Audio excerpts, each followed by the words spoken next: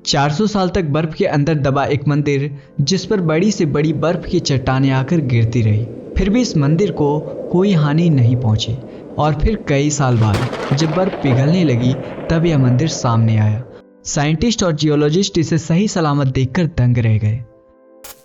एक ऐसा मंदिर जिसके दर्शन करने पर माना जाता है कि मोक्ष के सभी रास्ते खुल जाते हैं, क्योंकि महाभारत के अंत में शिव जी ने स्वयं यहाँ प्रकट होकर पांडवों को स्वर्ग का रास्ता दिखाया था। शिव जी के 12 ज्योतिर्लिंगों में से एक माना जाने वाला हिमालय की चोटियों के बीच बसा श्री केदारनाथ मंदिर उत्तराखंड में रुद्रप्रयाग नाम का एक छोटा सा शहर है, जो खूबसूरत वादियों से सजा हुआ है। और इन्हीं खूबसूरत वादियों में बसा है शिव जी के सम्मान में बना बाबा केदारनाथ मंदिर। इस विशाल मंदिर को हिंदुस्तान के सबसे पुराने धार्मिक स्थानों में से एक माना जाता है। केदारनाथ मंदिर का सबसे पहला वर्णन 7वीं सदी में लिखे गए स्कंद पुराण में किया गया था, और ये इस बात को दर्शाता है कि ये मंदिर कितना पुराना है। समुद्र के तट से 3584 मीटर ऊपर बसा ये मंदिर एक 6 फीट के ऊंचे पत्थर के प्लेटफॉर्म पे बना है। और यहाँ पे आपको सबसे पहले शिव जी के वाहन नंदी जी के पत्थर से बनी हुई एक सुंदर सी मूर्ति दिखाई देगी। नंदी महाराज के सामने है मंदिर का मुख्य भाग,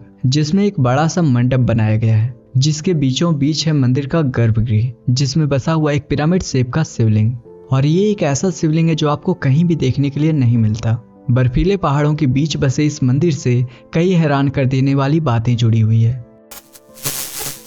कहा जाता है कि इस मंदिर को पांडवों ने बनाया था। मान्यता के अनुसार महाभारत के युद्ध में अपने गुरु और अपने भाइयों का वध करने के बाद पांडव खुद को अपराधी मानने लगे थे, और फिर युद्ध के बाद उन्होंने कई वर्षों तक हस्तिनापुर पर राज किया। और जब इतने समय बीत जाने के बावजूद उनके मन को शांति नहीं मिली, तो वो अपनी समस्या का समाधान ढूंढने के लिए ऋषि वेदव्यास जी के पास पहुंचे। और फिर वेदव्यास जी ने उनसे कहा कि अपने पापों की मुक्ति पाने के लिए उन्हें शिव जी के शरण में जाना होगा। इसके बाद पांडवों ने अभिमन्यु के पुत्र परीक्षित को सारा राज सौंप दिया और द्रौपदी के साथ शिव जी की खोज में काशी चले गए। लेकिन जब काशी में भी उन्हें भगवान शिव के दर्शन नहीं मिले, तो उन्होंने काशी भी छोड़ दी और यहाँ से वहाँ भटकने लगे। पांडव जहाँ भी शिव जी को ढूंढते हुए पहुँचते, शिव जी वहाँ से कहीं और चले जाते। आखिरकार शिव जी उत्तराखंड के गुप्त काशी में जाकर बस गए। अब लोकल्स का मानना ये है कि जब पांडव उन्हें ढूंढते हुए वहां पहुंचे, तो उनसे छुपने के लिए शिव जी ने नंदी बैल का रूप धारण कर लिया और वो गाय के झुंड में छिप गए।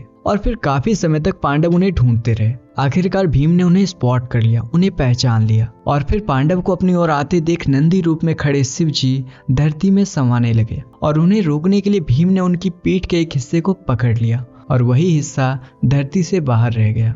वह हिस्सा एक पिरामिड शेप की शिवलिंग में बदल गया, और आज बाबा केदारनाथ मंदिर में हम इसी शिवलिंग की पूजा करते हैं। पांडवों की निष्ठा देखकर शिवजी प्रसन्न हुए और उनके सामने प्रकट हुए।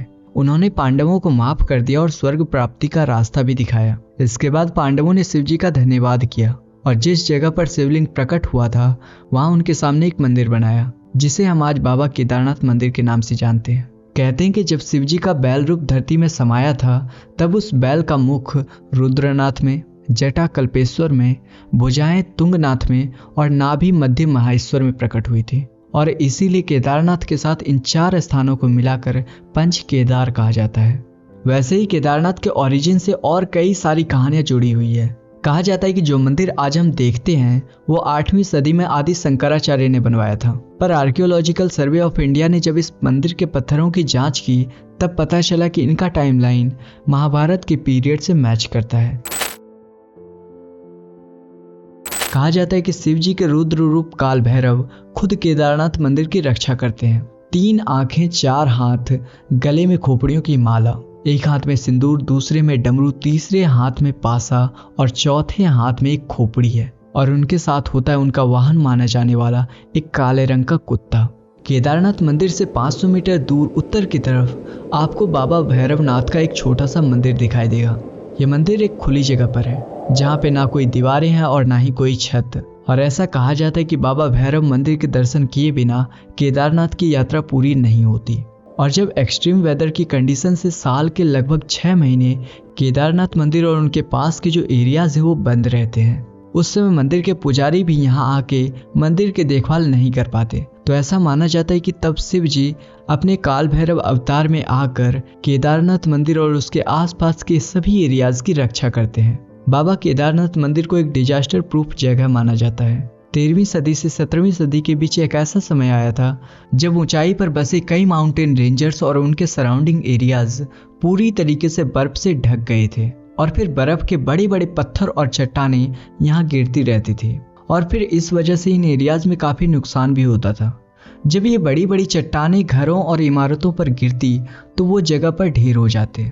इस पीरियड को मिनी आइस एज भी कहा जाता है और लगभग 400 साल तक चले इस मिनी आइस एज में कई सारी इमारतों को ढेर कर दिया था।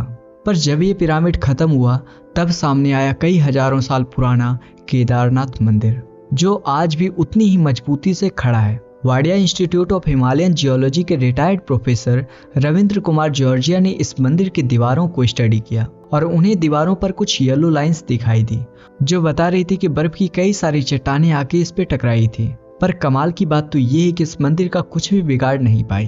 तो इस स्टडी से ये साबित होता है कि केदारनाथ मंदिर 400 साल तक बर्फ के नीचे दबा हुआ था और इतनी मुश्किल का सामना करने के बावजूद सही सलामत खड़े इस मंदिर को लोग डिजास्टर प्रूफ मानने लगे। और 2013 के उत्तराखंड फ्लड्स के बाद इस मंदिर को और भी ज्यादा बढ़ावा मिला। उत्तराखंड में तबाही मचाने वाली ये फ्लड्स मंदिर के मुख्य मंडप के एक पत्थर को भी हिला नहीं पाई।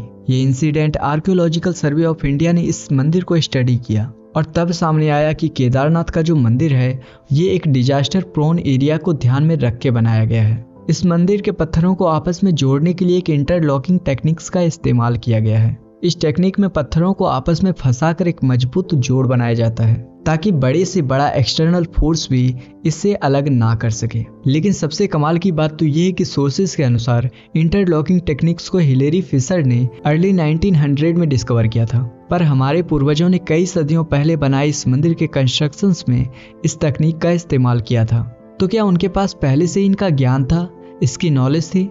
जहां एक तरफ मंदिर का एडवांस आर्किटेक्चर हमें हैरान कर देता है, वहीं दूसरी तरफ इस मंदिर के डिजास्टर प्रूफ होने की वजह एक विशाल और रहस्यमय पत्थर को माना जाता है।